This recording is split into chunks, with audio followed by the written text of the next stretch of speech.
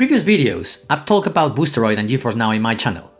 I've been an active user of both for quite a while, so I think I have a good grasp on how they work and what are their strong and weak points. I will start comparing both services in different areas, such as performance and ease of use, as well as how consistent they are, and will end up with some conclusions of my own.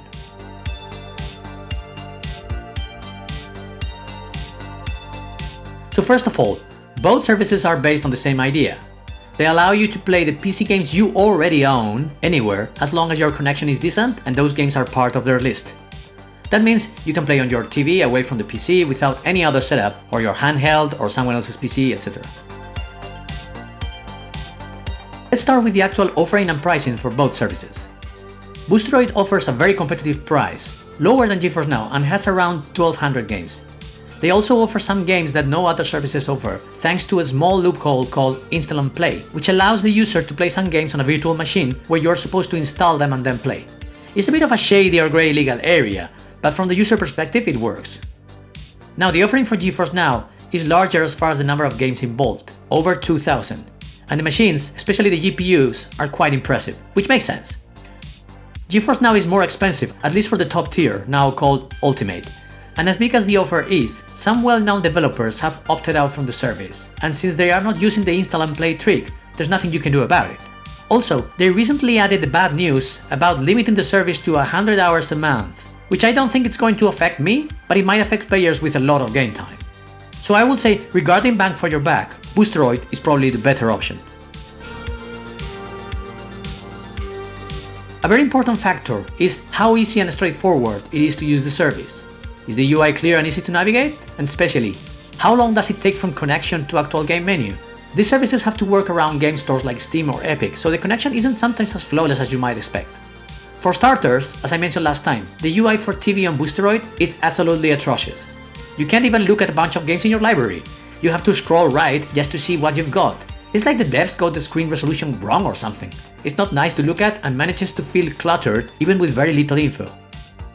Geforce Now UI is fine and works well. It's consistent with the desktop version.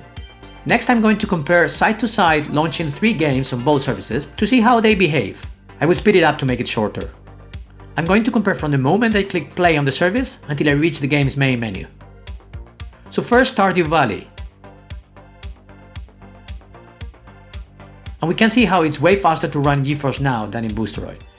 You might argue there's an increased delay on Boosteroid because my Steam user didn't seem to be remembered by the system, but don't worry, that's why we're testing 2 more games.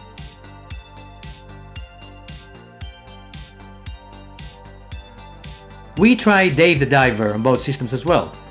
And again, Geforce Now is much faster at roughly half the time.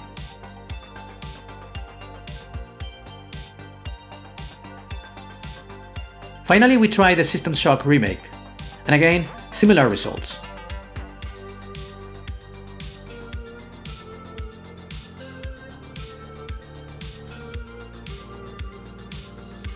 As you can see, Geforce Now's user experience feels better in general. Some issues with Boosteroid have been there for quite a while. I'm aware some of these problems only happen on TV, not on desktop, but there's still no excuse for that. If you have an app for it, you have to deliver. Geforce Now app for TV mirrors the desktop version quite closely, and Boosteroid doesn't. I decided to group these 2 factors because yes, we want the best streaming experience possible, but a beautiful stream means nothing if I can't connect unless I wait 3 hours behind a queue or if the game is down for technical reasons. In general, both services provide a strong streaming experience as long as your connection to the server is good. Some people from South America have reported that Geforce Now works terribly for them. I suppose there might not be servers close enough to the region. That's a logistics issue that needs to be solved by Nvidia, I suppose. Whether they think there are enough potential customers for them to invest in new servers is information that we don't have. I will say that streaming-wise, Geforce Now has a bit of an edge for me, but not enough to strongly advocate for that over Boosteroid.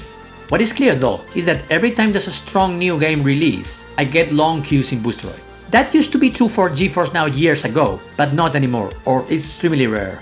Finally, if we want to be fair and consider the whole library for Boosteroid, then we have to include install and play games, which frankly are a bit twitchy. Yesterday, I couldn't resume my campaign of Titanfall 2 for no reason, even though my first game session had been flawless. Sometimes a game just doesn't launch properly and you have to try again. Sometimes just running these games means all types of hurdles clicking around menus with an interface terribly designed for that. I'm not saying there are no issues at all with GeForce Now, but it's a rare situation, whereas it happens more frequently with Boosteroid. So all in all, I can say that, at least for me, GeForce Now performs better and is more consistent than Boosteroid. So, if we look at the three previous sections, GeForce Now was better in both user experience and performance and consistency, while Boosteroid offers more bang for your buck. If I was a new user considering any of these two services, I will first check how well their servers work in my area and whether most of the games I want to play are supported by these services. But from my experience, when I have a game on both platforms, I always play it on GeForce Now, at least as of today. It's less hassle and way easier. This might change in the future if Boosteroid irons some of the kinks, but today that's the reality. Of course, I don't have to pick one because I'm subscribed to both, but if I had to sacrifice one of them, I will keep GeForce Now and just use Moonlight for any games not supported by it. This is of course my own opinion, but it's based on a 1-year experience for Boosteroid and several years of GeForce Now use. Admittedly, Boosteroid is much newer than GeForce Now and they will get better with time, so this evaluation might change in the future. So that was it for this video. Hopefully this will help you decide if you're thinking about joining one or both of these services. I hope you found this useful and entertaining. If you did, please click like and subscribe to the channel. But even if you don't, thanks for watching and enjoy your gaming in a relaxed setting.